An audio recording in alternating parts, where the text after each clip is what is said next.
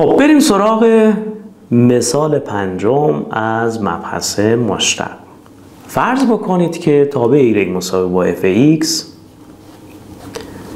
به شکل x به توان n تعریف بشه. خب میخوایم ثابت بکنیم که y پریم x برابر خواهد بود با چی؟ nx به توان n منهای 1. اما قبل از اون من اتحاد x به توان n منهای a به توان n رو یک ریویو میکنم که x به توان n منهای a به توان n برابر است با x منهای a در x به توان n منهای 1 به علاوه a در x به توان n منهای 2 به علاوه a به توان 2 در x به توان n منهای 3 به همین ترتیب تا نهایتاً a به توان n منهای 2 در x به علاوه a به توان n منهای 1 خواهد بود. خب حالا با استفاده از این ریویو 1 ما باشه و ریویو 2 ما چی بود؟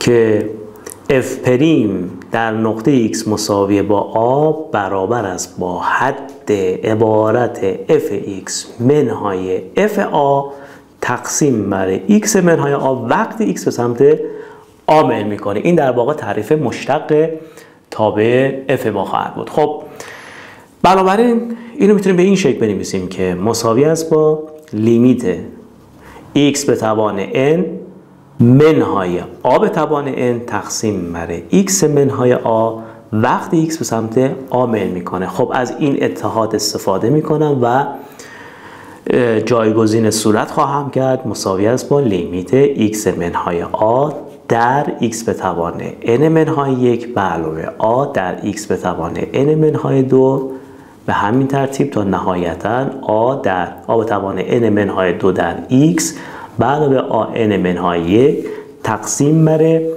x منهای a وقتی x به سمت a میل میکنه. خب عبارت x منهای a یک کامون ولیو در صورت و مخرج هست، بنابراین ساده میشه و مساوی است با لیمیت عبارت x به توان n منهای 1 به علاوه a در x به توان n منهای 2 به علاوه a n منهای 2 در x به علاوه a در n منهای 1 وقتی x به سمت a میل میکنه. خب یه جایگذاری ساده از هر جایی که x دیدین اون رو بیان چیکار بکنید با مقدار a جایگزین بکنید. طبیعتا این برابر میشه با a به توان n منهای 1 به علاوه a در a به توان n منهای 2 به علاوه نهایتاً a به توان n منهای 2 در a به علاوه a به توان n منهای 1 خواهد بود و این برابر است با n تا a به توان